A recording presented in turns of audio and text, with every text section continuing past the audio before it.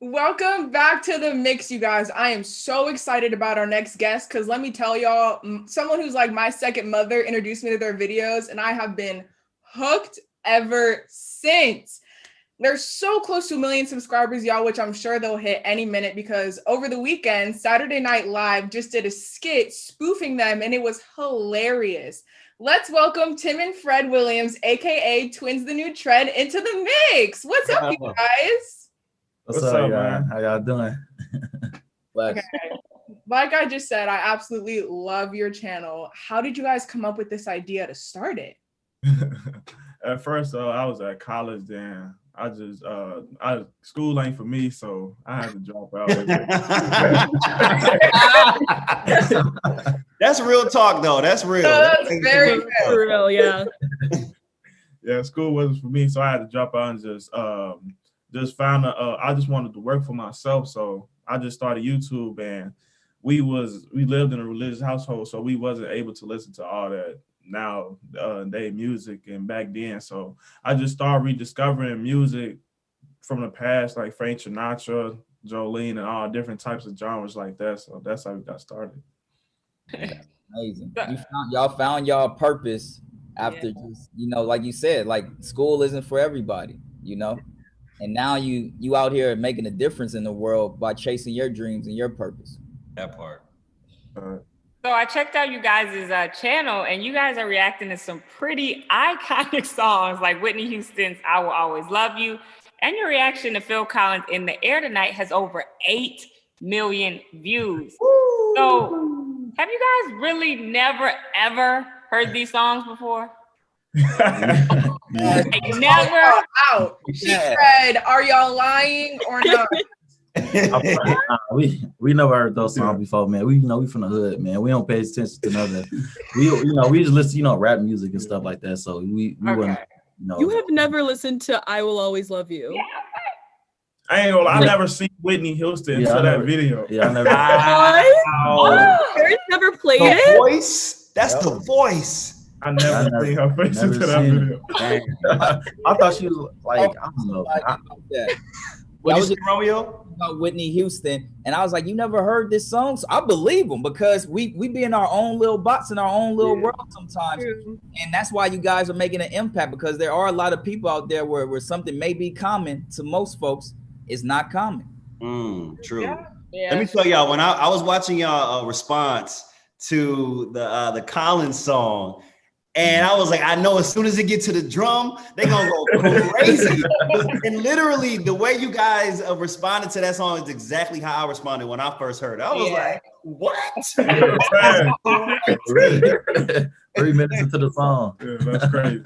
I got to say, I love that you guys are open to all genres of music. What's an artist you now love that you normally wouldn't have heard or listened to before?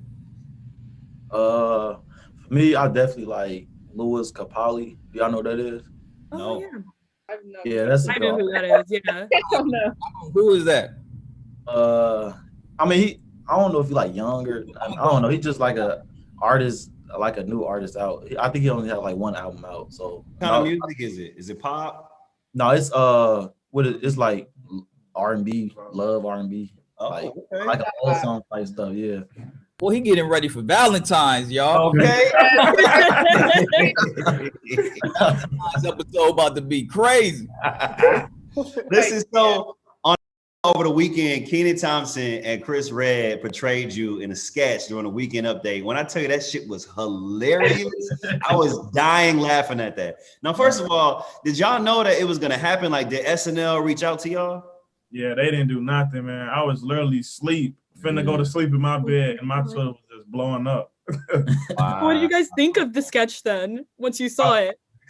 Man, it was funny, man. Like, my mama was like, she woke up out of her sleep and she seen it, and she was like screaming in our faces, laughing. I think that means that they did a good job, right?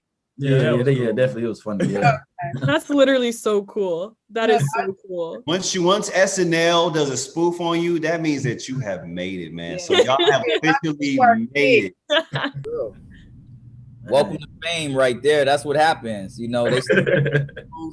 turn on the TV, you wonder why your phone blowing up. Yeah. It's for a good reason, because sometimes a lot of celebrities get it on the bad end as well.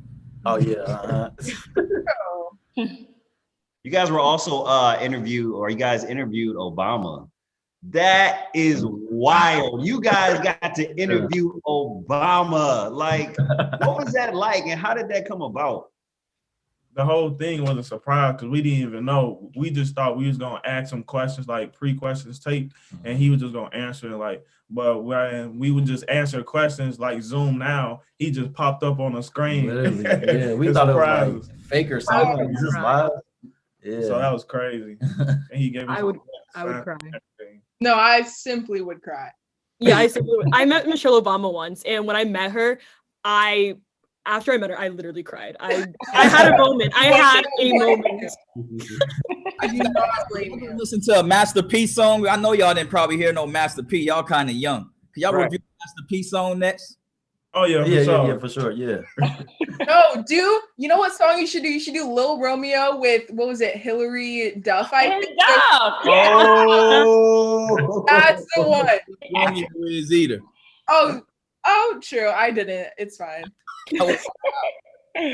and then throw in a little Tina Turner. You know, hey, Tina Turner never heard anything. You add a little Tina in there. Do Private Dancer. That'll blow you up. That'll blow your mind. That'll blow your mind. It's a good one. Or I Will Survive. I Will Survive by Gloria Gaynor. Have you guys heard that song? Look at us. We're trying to tell. I Will Survive. You need to listen to that. You need to. Gloria Gaynor. Before we go to break, how old are you guys? 22. Huh? 22. Oh, okay. Well, on that note, we have to take a break. But we have to thank Twins, the new trend, for getting into the mix with us. Make sure you guys subscribe to the YouTube channel and follow them on Instagram. We'll be right back with the mix here on Fox Soul, you guys. Welcome back to the mix, you guys. So Black History Month has started, and all month we're going to highlight people that have brought excellence and changed the game forever, some that you may or may not know of. But really quick, before I give Anton the floor, you guys thought it was just a regular black t-shirt, but it actually says, I love my blackness and yours. Yeah. Oh, I love that. And this is by a brand called Black by popular demand. So for the rest of the month, every Tuesday, I'm going to wear a Black History shirt. I love it. Yes. I love it. That is amazing. Round of All applause. right. Anton, I know you want to take this one. So who do you want to highlight this week? Yes, thank you, Jazz. Okay, I want to give Harry Belafonte his roses while he is still here. Now, I know last week when I brought him up a few weeks ago, you guys didn't seem to know who he was. So let me just let y'all know who Harry Belafonte is. Harry Belafonte broke boundaries in Hollywood as an actor and a singer. He debuted on Broadway in 1953, and he won a Tony Award the following year for his work in John Murray Anderson's Almanac. In 1956, he was signed to RCA Victor Records and released Calypso, an album featuring his take on traditional Caribbean folk music. He introduced America to a new genre of music, and Calypso became the first full-length album to sell 1 million copies. In 1959, he became the first African-American to win an Emmy Award, and he also became the first African-American television producer.